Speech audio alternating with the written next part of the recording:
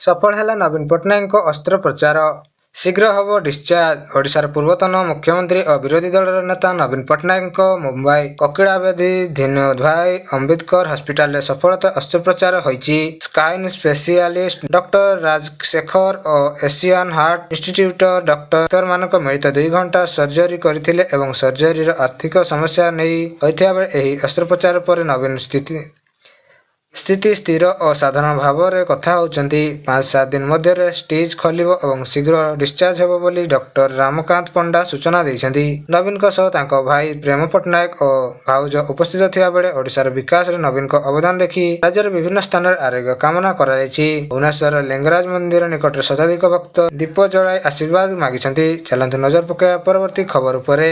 विश्व प्रसिद्ध रथयात्रा पई कड़ा सुरक्षा व्यवस्था कराଯାଇଛି। पुरी शहर 275 टी एआई कैमेरा जगह व्यवस्था एनआई पुलिस डीजी वाईबी खुरानिया सूचना देइछंती। एथिपई 5टी स्तरीय सुरक्षा व्यवस्था रहिथिया बेले 10,000 सुरक्षाकर्मी मुतयन हेबे। लाइक रेस्पॉन्स टीम और ड्रोन सहायता भी नियाजिबो बोली कुहा जाउथुआ बेले समुद्र तटरे कोस्ट गार्ड मुतयन हेबो बोली खुनारिया कहिछि। 65 टी प्राथमिक स्वास्थ्य केंद्र, 64 टी एम्बुलेंस, 265 स्वतंत्र बेड व्यवस्था करा जाइथिया बेले एथि सहित 378 टी अतिरिक्त डाक्टर और पैरामेडिकल स्टोर रहिछि। एम्स रो विशेषज्ञ डाक्टर सेवा जोगाइबे बोली सूचना दैछंती खुरानिया। चलंतु नजर पकाया परवर्ती खबर उपरे।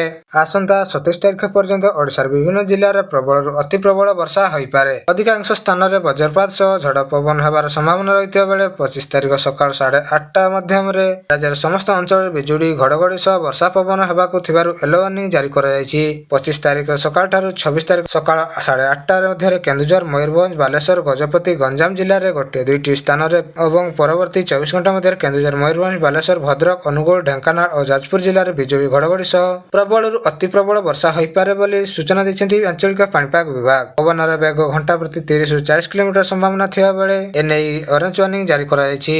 अन्य जिला गुड़िक मध्य झड़ वर्षा हेबाकु थिबारु येलो वार्निंग दिया जायथिया बेले 24 ରୁ 25 तारिख रे ओडिशार उपकूल और यार आखपाख अंचल 35 ରୁ 55 किमी बेगर पवन सह झड़ वर्षा हेबार संभावना रहिछि। समुद्र अशांत रहिबा आशंका थिबारु मत्स्यजीवी को समुद्र भीतर को न जिबा पई परामर्श मध्ये दिया जायछि। चलंतु नजर पकाया परवर्ती खबर उपरे। ओडिशा सुरक्षित, भारत विषय ट्रम्प एडवाइजर उपर मंत्री कृष्णचंद्र पत्रक प्रतिक्रिया। अमेरिकार वर्तमान राष्ट्रपति डोनाल्ड ट्रम्प प्रशासन तरफ भारत जाइथिबा अमेरिकीय पर्यटकों पई यात्रा मार्गदर्शन जारी करा जाइथिबा उपरे ओडिशार खाद्य जोगाण मंत्री कृष्णचंद्र पात्र प्रतिक्रिया रखिछंती। से कहिछंती जे ओडिशा एक शांतिप्रिय और सुरक्षित राज्य। एटी परिवेश पृथ्वीर अन्य केउठी मिलिबो नाही। ट्रम्प एडवाइजरी रे भारतर दुष्कर्म, हिंसा और अत्याचार वृद्धि पाउछि बोली कुहा जायथिया बेले किछि राज्य जेपरिक ओडिशा, बिहार, झारखंड, छत्तीसगढ़, पश्चिम बंग और मेघालय जिबाकू अमेरिका नागरिक माने आगुआ अनुमति नेबाकू परामर्श दिया जाउछि। तथापि ओडिशा सरकार दृढ़ भाव में शांति व्यवस्था और नियम श्रृंखला रक्षा करुथिबा बोली मंत्री कृष्णचंद्र पात्र दाबी करछंती। अमेरिका रे मध्य हिंसा, गोली चालना और असुरक्षित घटना घटुथिबा बेले तेणु भारत और ओडिशा एभली भाव में देखिबा उचित नुह बोली से एवं संयुक्त उत्तर देइछंती मंत्री कृष्णचंद्र पात्र। चलंतु नजर पकाया परवर्ती खबर उपरे।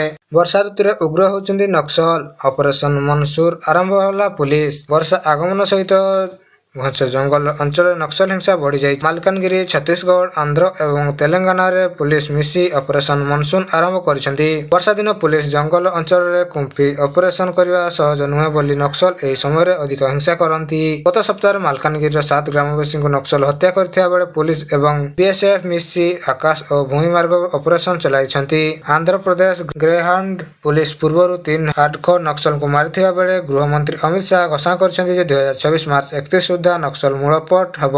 एही लक्ष्य को आधार करी 4 राज्यर पुलिस विभाग मिसी बैठक करी योजना करिसेंती। चलंतु नजर पकाया परवर्ती खबर उपरे। नुआ permanent account number PAN card लागी आवेदन करिबा बेले आधार दरकार पड़िबो। जुलाई 10 रु पान कार्ड पाई आधार प्रमाणीकरण बाध्यतामूलक करिया उपर केंद्रीय प्रत्यक्ष कर बोर्ड सीबीडीटी विचार करथिबा बेले वर्तमान आवेदनकारी माने निजर नाम, जन्म तारीख, प्रमाणपत्र किंबा विकल्प परिचय पत्र दाखल करी पान कार्ड पाई आवेदन करि पारुछंती। ଜୁଲାଇରୁ ନୂଆ କାର୍ଡ ଆଧାରକୁ ବ୍ୟବହାର କରି ପ୍ରମାଣିତ କରାଯିବ ବୋଲି ସୂଚନା ଆସିଥିବା ବେଳେ ଏନେଇ ଆୟକର ପୋର୍ଟାଲରେ ଆବଶ୍ୟକୀୟ ପରିବର୍ତ୍ତନ କରାଯିବ। ପାନ୍ କାର୍ଡ ସହିତ ଆଧାର ଲିଙ୍କ କରିବା ଉପରେ ପୂର୍ବରୁ ଜୋର ଦିଆଯାଉଥିବା ବେଳେ ଯେଉଁମାନଙ୍କ ପାଖରେ ପାନ୍ କାର୍ଡ ଅଛି ସେମାନେ ଆଧାର ଲିଙ୍କ କରିବା ଲାଗି କୁହାଯାଇଛି। ବିନା ଜରିମାନାରେ ସେମାନେ 2025 ଡିସେମ୍ବର 31 ମଧ୍ୟରେ ସେହି କାର୍ଯ୍ୟ କରିପାରିବେ ଏବଂ ଆବଶ୍ୟକ ଏହି ସମୟସୀମା ଅତୀତରେ ବହୁବାର ବୃଦ୍ଧି ପାଇଥିବା ବେଳେ କିଛି ଲୋକ ଟିକସ ଠକେଇ କରିବା ଲାଗି ଏକାଧିକ ପାନ୍ କାର୍ଡ ନେଇଥିବା ଜଣାପଡ଼ିବା ପରେ ଆଧାର ଲିଙ୍କ କରିବାକୁ ଆୟକର ବିଭାଗ ନିଷ୍ପତ୍ତି ନେଇଥିଲା। ଜାଲ ଡିଏସ୍ସି ପଞ୍ଜୀକରଣ ମଧ୍ୟରେ ଏକାଧିକ ପାନ୍ କାର୍ଡ ବ୍ୟବହାର ହେଉଥିବା ବେଳେ ଦେଶରେ 47 କୋଟିରୁ ଅଧିକ ପାନ୍ କାର୍ଡ ରହିଛି। ସେଥିରୁ 60.5 କୋଟି କାର୍ଡ ସହ ଆଧାର ଲିଙ୍କ କରାଯାଇଛି, ଯାହାଦ୍ୱାରା ନୂଆ ପାନ୍ କାର୍ଡ ପାଇଁ ଆଧାର ବାଧ୍ୟତାମୂଳକ। ନୂଆ PAN card account number card ଲାଗି ଆବେଦନ କରିବା ବେଳେ ଆଧାର ଦରକାର ପଡ଼ିବ। ଜୁଲାଇ 10ରୁ ପାନ୍ କାର୍ଡ ପାଇଁ ଆଧାର ପ୍ରମାଣୀକରଣ ବାଧ୍ୟତାମୂଳକ କରିବା ଉପରେ କେନ୍ଦ୍ରୀୟ ପ୍ରତ୍ୟକ୍ଷ କର ବୋର୍ଡ (ସିବିଟିସି) ବିଚାର କରୁଛି। ଚାଲନ୍ତୁ ନଜର ପକାଇବା ପରବର୍ତ୍ତୀ ଖବର ଉପରେ।